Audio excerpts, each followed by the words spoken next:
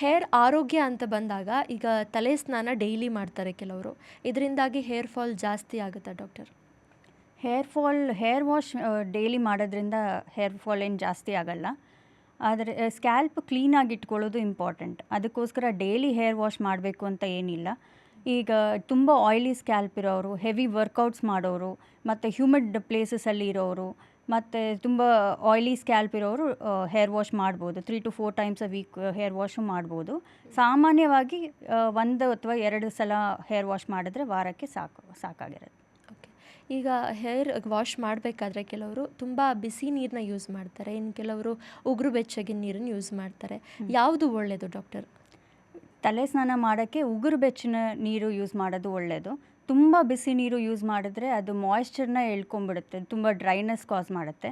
ತುಂಬ ತಣ್ಣಗಿರೋ ನೀರು ಮಾಡಿದ್ರೂ ಆ ಸೀಬಮ್ಮು ಮತ್ತು ಡರ್ಟ್ ರಿಮೂವ್ ಮಾಡೋದ್ರಲ್ಲಿ ಅಷ್ಟು ಎಫೆಕ್ಟಿವ್ ಇರಲ್ಲ.